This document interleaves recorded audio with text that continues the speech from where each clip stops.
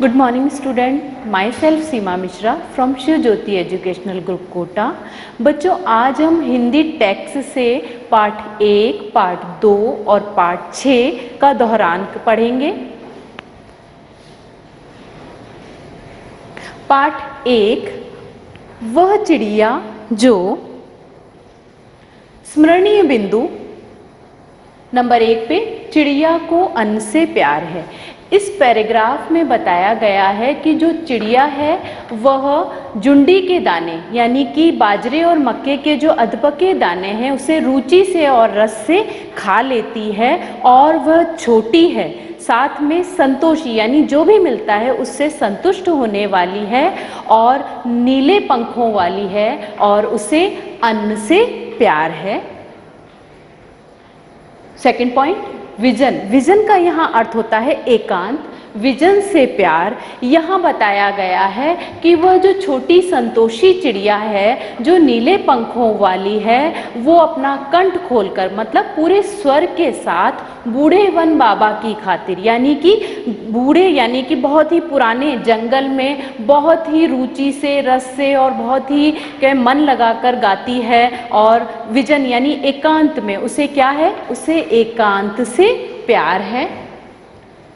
3 number पे आ रहा है आपका नदी से प्यार। यहाँ वह जो नीले पंखों वाली चिड़िया है वो उफनती हुई नदी यानी कि बहुत ही तेज रफ्तार से बहती हुई नदी के बीच से पानी की बूंदों को किस तरीके से पानी की बूंदों को मोती के समान जो बूंदे हैं उसको अपनी चोंच में भरकर लेकर आती है और उस पे उसे गर्व महसूस होता है और वह नदी से प्यार करती है, उसे नदी से भी प्यार है। यानी कि यहाँ चिड़िया को अन्न से प्यार है, विजन यानी एकांत, एकांत से प्यार है और नदी से यानी कि उसे नदी से भी प्यार है। अब आते हैं बच्चों हम प्रश्न, इसके इंटरनल क्वेश्चन हैं। आप पहले ही पैराग्राफ पर देखिए, पेज नंबर आपका 1 दे रखा है। पहले वाले पैराग्राफ में आपको ये प्रश्न दिखेगा। लिखना है आपको, चिड़िया के पंख किस रंग के हैं। अभी मैंने आपको बताया ही है चिड़िया के पंख नीले रंग के हैं, तो नीले रंग के आप रेखांकित करेंगे।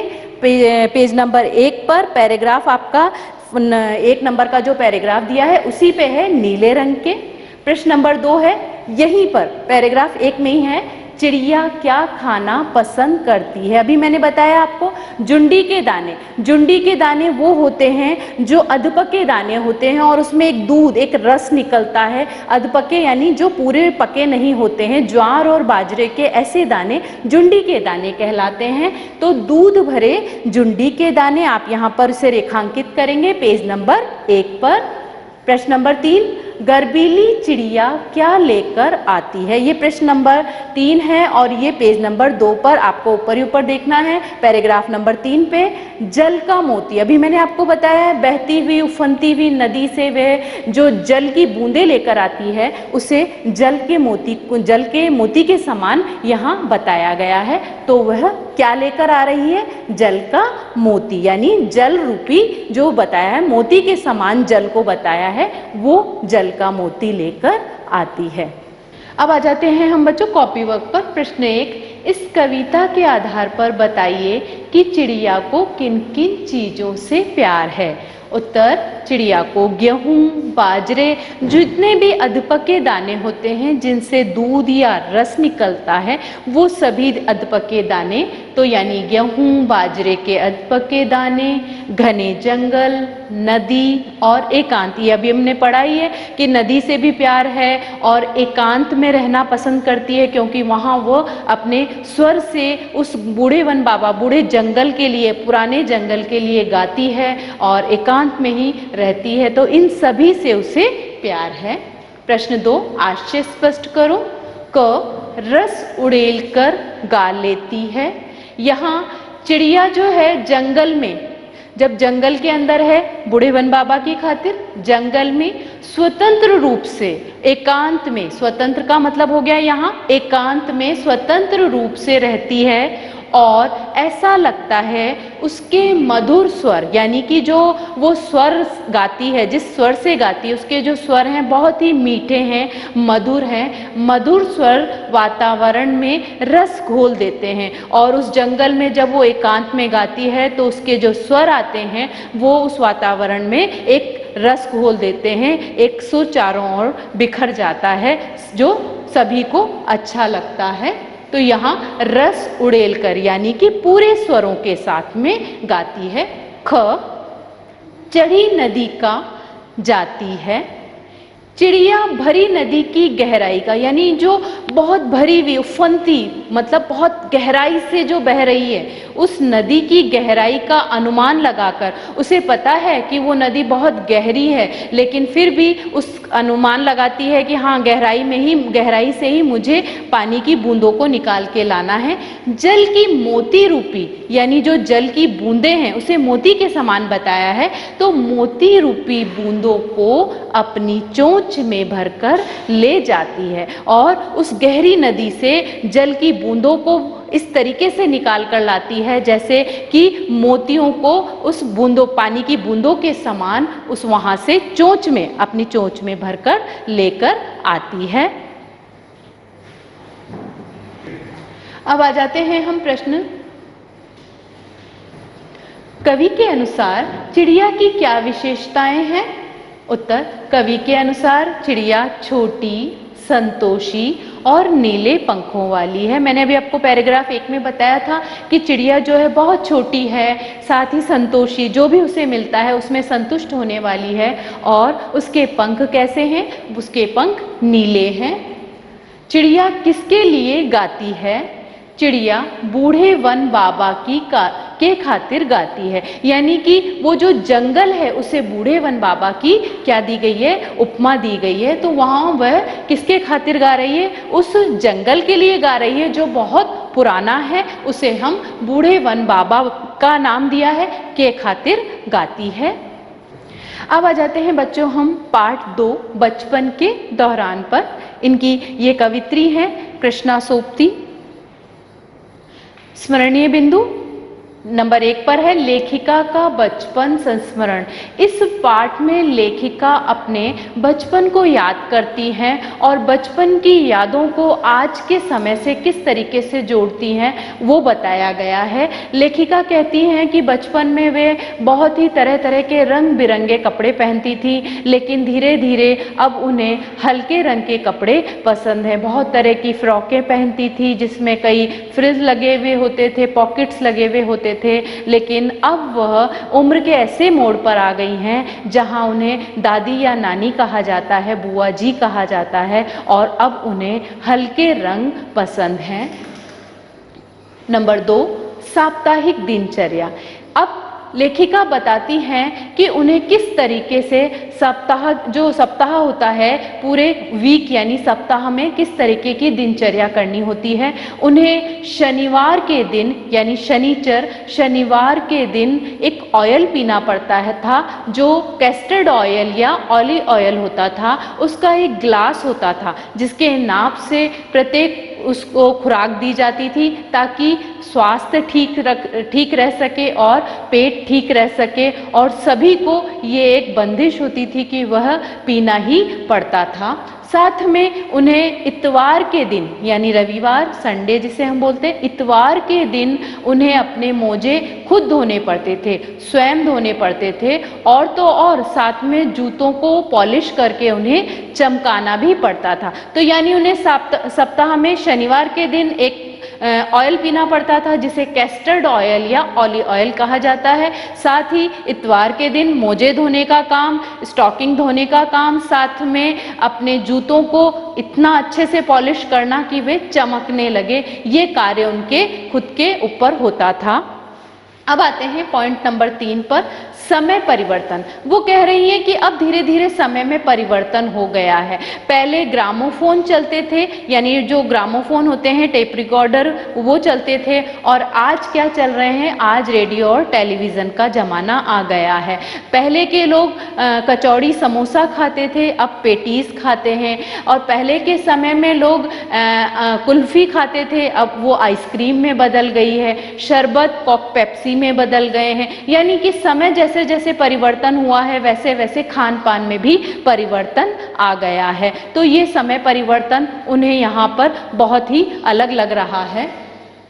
बचपन में मस्ती। अब वो बताती हैं कि किस तरीके से वे शिमला रिज पर जाती थी, वहाँ मस्ती करती थी, स्कैंडल पॉइंट पे जाना, सूर्यास्त का देखना, वहाँ चर्च में बजती हुई घंटियों को सुनना, वहाँ का जो सुंदर वातावरण, आकाश में तरह तरह के रंग बिखेरता हुआ, रात के समय में लाइटों का टिमटिमाना, ये सब उन्हें बहुत याद आता है। और वो वहाँ पर जाकर किस तरीके से घोड़सवारी करती थी और अपने जीवन की मस्ती का समय भी वो यहाँ बताती हैं।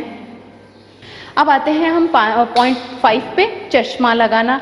लेखिका जो थी वो रात के समय में टेबल लैंप की रोशनी में पढ़ती थी, इसकी वजह से उनकी आंखें कमज़ोर हो गई थी और उन्हें चश्मा लगाना पड़ा। शुरू में तो वो उन्हें बड़ा ही अटपटा लगता था, लेकिन धीरे धीरे वो उनके चेहरे से घुल मिल गया, और साथ ही उनके चचेरे भाई उन्हें जब भी मिलते थे उन्हें चिढ़ाते थे, लंगूर कहकर बोलते थे, जो उन्हें बड़ा ही अजीब लगता था। वो अपने आप को आईने में देखती थी और देखकर ये सोचती थी कि क्या सच में सूरत लंगूर जैसी लगने लगी है। लेकिन समय बीतता गया और वो चश्मा उनके चेहरे से इस तरीके से घुल मिल गया कि अब अगर वो चश्मा नहीं लगाएं तो उन्हें भी लगता है कि कुछ खाली खाली लग रहा है।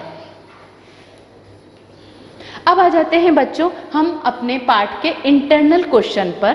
प्रश्न 1, हर शनिवार को लेखिका को क्या पीना पड़ता था? अभी मैंने आपको बताया है, पेज नंबर 6 ओपन कर लीजिए। 6 में दिया हुआ है आपका ऑलिव ऑयल, कैस्टर्ड ऑयल। आपको रेखांकित करना है, ठीक है? आप रेखांकित करेंगे कि हर शनिवार को उनको एक ऑयल पीना पड़ता था, जिसे ऑलिव ऑयल या कैस्टर्ड ऑयल कहते बोलते हैं। Page number 6। प्रश्न नंबर 2, वर्तमान समय में ग्रामोफोन की जगह किसने ले ली है? अभी मैंने आपको बताया है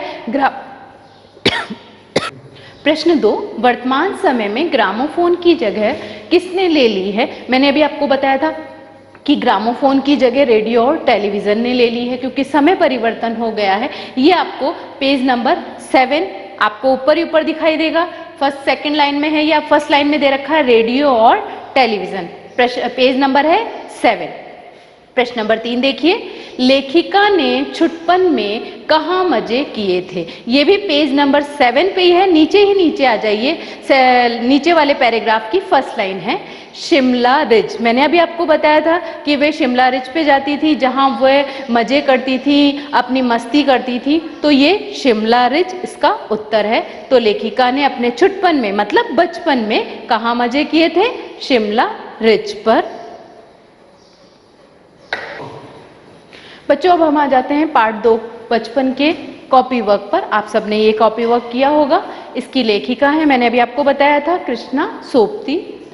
निम्नलिखित प्रश्नों के उत्तर दीजिए। प्रश्न नंबर 1, बच्चे किसकी आवाज़ सुनकर दौड़ पड़ते थे? पहले क्या हुआ था कि जब भी हवाई जहाज अपने छत के ऊपर से निकलता था तो बच्चे उसे देखने के लिए छत पे दौड़ पड़ते थे। तो यहाँ लेखिका ने उसी बात को याद करते हुए बताया है कि जब हवाई जहाज की आवाज़ आती थी तो उसे देखने के लिए दौड़ पड़ते थे। तो उत्तर है बच्चे हवाई जहाज की आवाज़ सुनकर उसे देखने के लिए दौड़ पड़ते थे। प्रश्न नंबर 2, किसकी दुकान लेखिका नहीं भूलती थी? जब लेखिका का पहला चश्मा बना था तो वह उस दुकान पर गई थी और उसे अभी तक याद है कि उसने वो अपना पहला चश्मा कहाँ से बनवाया था। तो जहाँ लेखिका का पहला चश्मा बना था वह दुकान वो अभी भी नहीं भूलती हैं, यानी लेखिका उस दुकान को नहीं भूलती थी।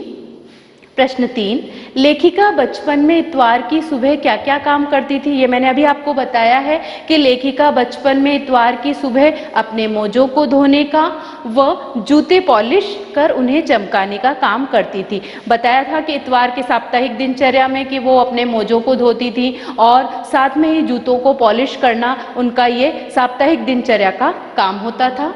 प्रश्न नंबर 4, तुम्हें बताऊंगी कि हमारे समय और तुम्हारे समय में कितनी दूरी हो चुकी है। इस बात के लिए लेखिका क्या क्या उदाहरण देती है? यहाँ अभी हमने पढ़ा था कि क्या क्या दूरी, क्या क्या परिवर्तन आ चुका है। लेखिका कहती हैं कि पहले घरों में ग्रामोफोन थे, हमने अभी पढ़ा है, मैंने बताया आपको कि ग्रामोफोन यानी कि वो एक रेडियो टाइप टेप रिकॉर्डर था और अब रेडियो और टेलीविज़न है। पहले हमारे बचपन की जो कुल्फ़ी, मैंने बताया था आपको, कुल्फ़ी अब किस में बदल गई? आइसक्रीम में बदल गई है। कचौड़ी समोसे पेटीज में बदल गए हैं और शहतूत, फालसे, खसखस के जो शरबत थे वो कोक पेप्सी में बदल गए। इस तरीके से वो कह रही हैं कि कैसे समय में परिवर्तन आया। खाने की चीज़ें ही बदल गई हैं, साथ में जो मनोरंजन के साधन थे उसमें भी परिवर्तन आ गया है। प्रश्न 5, पाठ से पता करके लिखो कि लेखिका को चश्मा क्यों लगाना पड़ा। चश्मा लगाने पर उनके चचेरे भाई उन्हें क्या कहकर चिढ़ाते थे? आपने पढ़ा, अभी मैंने बताया था आपको कि लेखिका को चश्मा इसलिए लगाना पड़ा क्योंकि वह रात के समय में टेबल लैंप की रोशनी में पढ़ाई करती थी। तो लेखिका रात में टेबल लैंप की रोशनी में काम करती थी, जिसके कारण उनकी नज़र क्या हो गई? कमज़ोर हो गई और उन्हें चश्मा लगाना पड़ा। और मैंने बताया था अभी आपको, उनके चचेरे भाई उन्हें क्या कहकर चिढ़ाते थे? लंगूर। तो यहाँ है जिसमें उनके चचेरे भाई उन्हें लंगूर कहकर चिढ़ाते थे। तो इस तरीके से वो बता रही हैं कि उनका रात को टेबल लैंप की रोशनी में पढ़ने के कारण उनकी आंखें कमजोर हो गई थी और उनके चचेरे भाई हैं वो उन्हें लंगूर कहकर चिढ़ाते थे। प्रश्न नंबर 6, लेखिका अपने बचपन में कौन कौन सी चीजें मजा ले लेकर खाती थी? उनमें से प्रमुख फलों के नाम लिखिए। अब लेखिका जो थी वो अपने बचपन में चॉकलेट लेती थी। जो उन्हें एक सप्ताह में एक दिन चॉकलेट खरीदने की परमिशन होती थी, मतलब उन्हें अनुमति होती थी। तो वो चॉकलेट जो है वो बड़े ही मज़ा ले लेके खाती थी, जल्दी जल्दी नहीं खाती थी, अपने पास रख लेती थी और बहुत ही आराम से बैठकर उसका पूरा टेस्ट मतलब मज़ा लेती थी। तो चॉकलेट मज़ा ले लेकर खाती थी। उन्हें शिमला के जो फल हैं वो बताए गए हैं। शिमला के काफल, रसभरी, कसमल और चेस्टनट पसंद थे। ये जितने भी हैं ये वहाँ के प्रसिद्ध फल थे और वो उन्हें बहुत पसंद थे, इसलिए वह उन्हें खाती थी और ज़्यादा पसंद भी इसीलिए करती थी क्योंकि वह शिमला जाती थी और वहाँ मस्ती करती थी, मज़े करती थी, इसलिए उन्हें इन फलों के नाम भी बहुत याद थे। बच्चों, अब हम पढ़ने जा रहे हैं पाठ 6 पार नज़र के। इसका दोहरान करेंगे।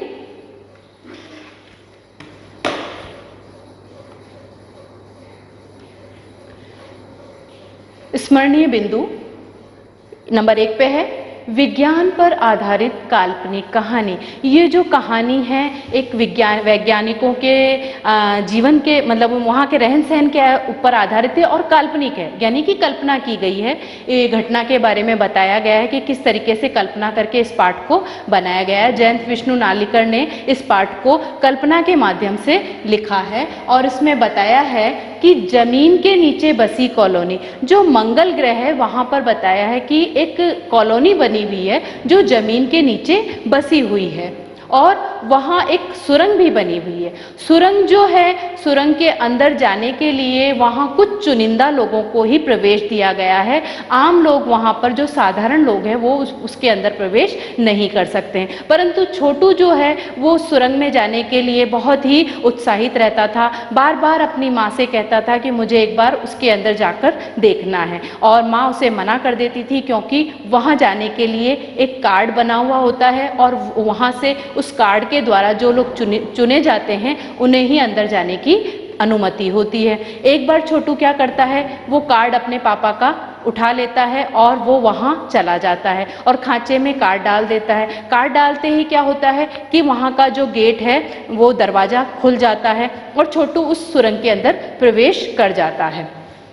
निरीक्षक यंत्र, जब छोटू उस सुरंग के अंदर प्रवेश करता है तो वहाँ जितने भी कैमरे लगे होते हैं वो उसे देख लेते हैं और उसकी तस्वीर खींच लेते हैं। जब तस्वीर खींच के सामने आती है तो पता चलता है कि कोई ऐसा व्यक्ति इस सुरंग के अंदर प्रवेश कर चुका है जो इस सुरंग में आने के लिए जिसे अनुमति नहीं है, इस जगह का नहीं है। और वहाँ से वो कैमरे जो होते हैं वो उसे पता कर लेते हैं और फिर उसे वहाँ से पकड़कर उसे उसके घर वापस छोड़ दिया जाता है, जहाँ पर उसे पापा और उसकी मम्मी उसे बहुत डांटते हैं। लेकिन पापा मम्मी के डांटने पर भी वह बहुत दुखी होता है। तब पापा उसे कहते हैं कि मैं तुम्हें अपने साथ लेकर चलूँगा। स्क्रीन बिंदु, अब जब पापा के कहने पर वह उसे लेकर जाते हैं साथ में, तो क्या होता है अंदर जब वो प्रवेश करते हैं तो कुछ वहाँ के जो अधिकारी होते हैं वो उन्हें बताते हैं कि यहाँ पर कोई अंतरिक्ष यान कहीं दूसरे ग्रह से आ चुका है जो कि स्क्रीन बिंदु यानी कंप्यूटर पर वो बिंदु के रूप में नजर आ रहा है और उसका हाथ निकलकर दिखाई दे रहा है, यानी यांत्रिक हाथ बाहर निकलकर आ रहा है। वहाँ पर छोटू और उसके पापा वहाँ पहुँच जाते हैं और कंप्यूटर पर उन चीज़ों को देखते रहते हैं और ये भी चलता रहता है कि अब हमें इससे बचने के लिए क्या उपाय करना है। और वहाँ पर कुछ अधिकारियों को नाम दिए गए हैं, नंबर 1, नंबर 2, नंबर 3, और उनसे ये कहा जाता है कि हम किस तरीके से इसके बारे में जानकारी प्राप्त करें, कैसे पता चले। तो सभी अपनी अपनी राय देते हैं कि हमें क्या क्या करना चाहिए और सभी की राय चलती रहती है। लेकिन वहाँ पर जहाँ पर ये कंप्यूटर पर यान दिखाई देता है वहाँ पर ही एक कंसोल पैनल भी लगा होता है जिस पे बहुत ही तरह के बटन लगे होते हैं और एक लाल बटन होता है, क्योंकि छोटू अपने पापा के साथ वहीं होता है और उस लाल बटन की ओर आकर्षित हो जाता है और वो क्या करता है कि उस लाल बटन को वो दबा देता है। जैसे ही वो लाल बटन दबता है तो वो जो यान आया था, अंतरिक्ष यान, उसका हाथ जो निकलकर बाहर आ रहा था वो वहीं पर रुक जाता है, जिसके कारण उसकी हलचल के बारे में कुछ पता नहीं चलता है और उसके लाल बटन दबाने से ये क्रिया होती है। अब आगे क्या होता है कि इसके बारे में जानकारी निकाली जाती है और कुछ समय पश्चात ये पता चलता है कि ये यान नासा के वैज्ञानिकों ने भेजा था जो ये जानकारी लेना चाहते थे कि वहाँ की मिट्टी में यानी कि मंगल ग्रह की मिट्टी का रिसर्च कर रहे थे, उसकी जांच कर रहे थे कि क्या वहाँ पर भी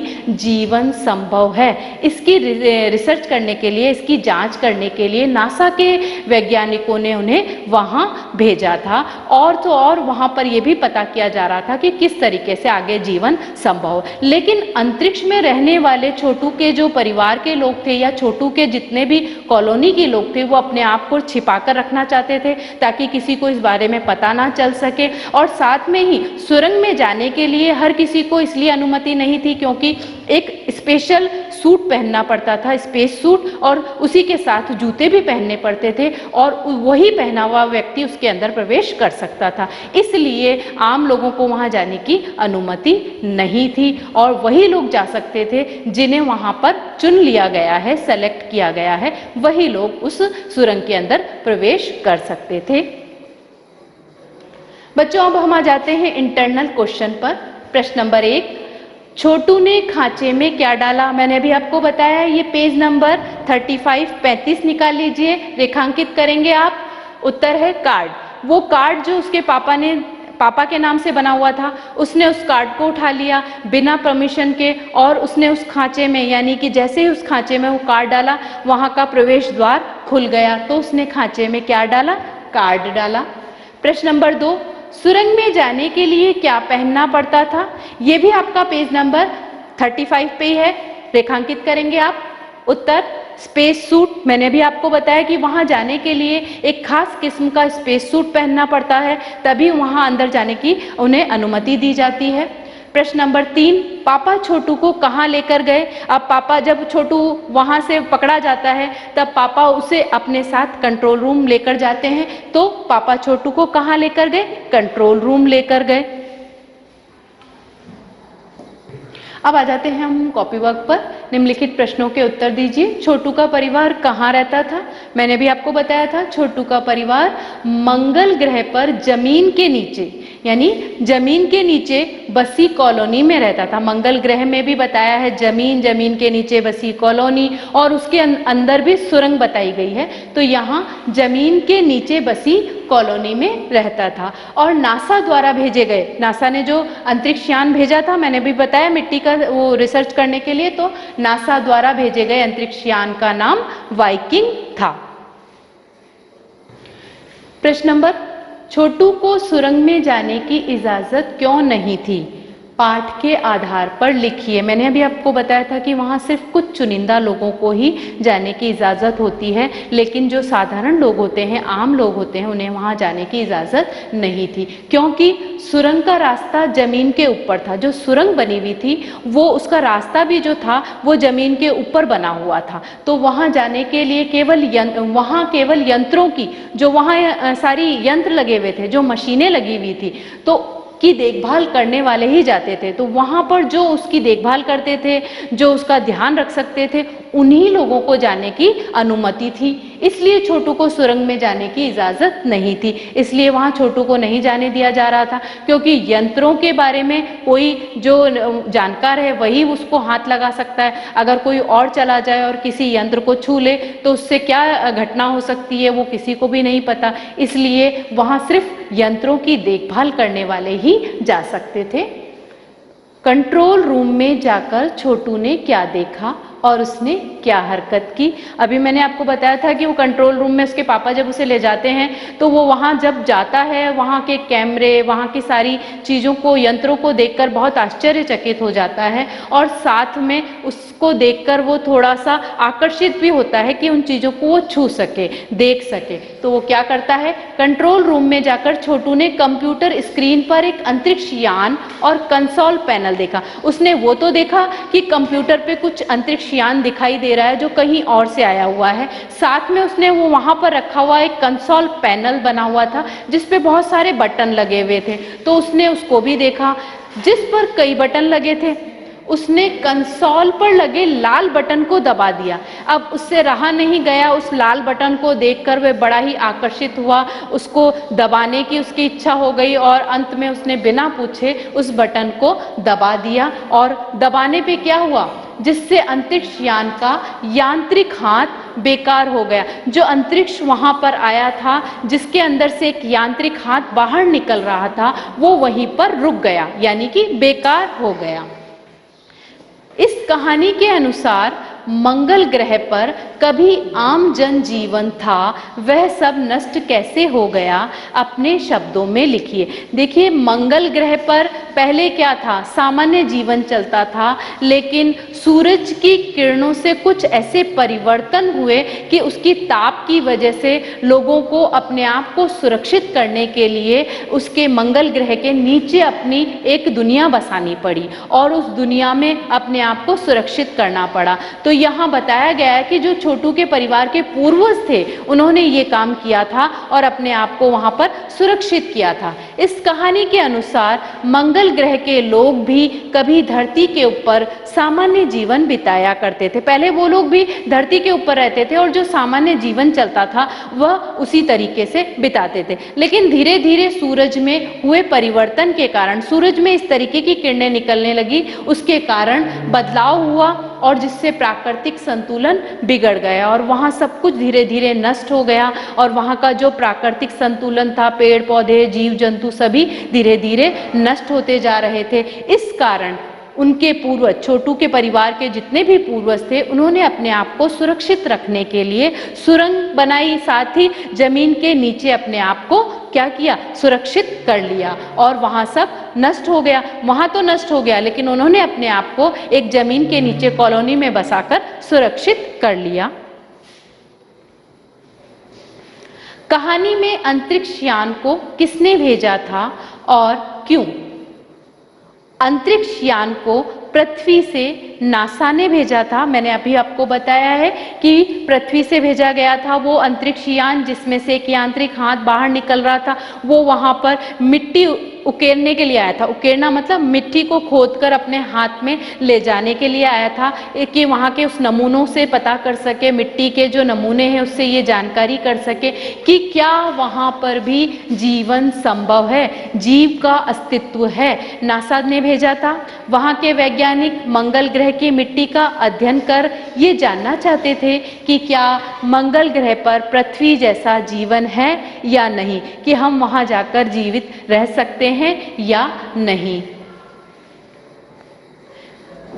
नंबर 1, नंबर 2, नंबर 3 अजनबी से निपटने के कौन से तरीके सुझाते हैं और क्यों। मैंने अभी आपको बताया था कुछ लोगों को वहाँ की सुरक्षा का दायित्व दिया गया था, जिनके नाम थे नंबर 1, नंबर 2 और नंबर 3। जब वो उस अंतरिक्ष यान के बारे में उनको पता चलता है तो वो उससे कैसे हम निपट सकें, कैसे उससे अपने आप को सुरक्षित रख सकें, वो अपनी अपनी राय देते हैं।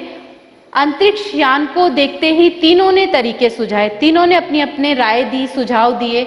नंबर 1 अजनबी अंतरिक्ष यान को जलाकर खाक कर देने की, कि हम ऐसा करते हैं कि इस अंतरिक्ष यान को कैसे ना कैसे करके जला देते हैं, उसको खत्म कर देते हैं, राय देते हैं। नंबर 2 अंतरिक्ष यान का अवलोकन करते रहने का। अब नंबर 2 जो होते हैं व्यक्ति, वो कहते हैं कि हम देखते रहते हैं। अवलोकन करना मतलब निरीक्षण करना, देखते रहना, कि हम देखते रहते हैं कि वो किस लिए आया है, क्या हरकत करेगा, क्या वो हमारे बारे में जानकारी लेने आया है। और नंबर 3 अपना अस्तित्व छिपाए रखने की बात करता है। और नंबर 3 जो होते हैं वो कहते हैं कि हम तो कुछ भी नहीं करेंगे, अपने आप को छिपा कर रखेंगे, हमारे बारे में उसे पता भी नहीं चलना चाहिए, हमारे बारे में, हम इस ग्रह में रह रहे हैं, इसकी जानकारी उस तक ना पहुंचे, इसके बारे में वो अपनी राय देते हैं। क्योंकि वे नहीं चाहते थे कि कोई अजनबी अंतरिक्ष यान उनकी जमीन पर उतरे। वो चाहते नहीं थे कि कोई अंतरिक्ष यान यहाँ आए और उनको उनके बारे में जानकारी मिल जाए कि वहाँ पर भी एक कॉलोनी बसी हुई है और वहाँ पर भी लोग रह रहे हैं। इसलिए ये तीनों ही अपनी अपनी राय देते हैं, सलाह देते हैं कि इस तरीके से हम उसके बारे में बता सकते हैं या उसकी जानकारी ले सकते हैं। धन्यवाद स्टूडेंट्स। ये आपने दोहरान किया है पार्ट 1, पार्ट 2 और पार्ट 6 का। आप इसके बारे में विस्तृत जानकारी इसके वीडियो जो हमने पहले भेजे हैं उनसे ले सकते हैं।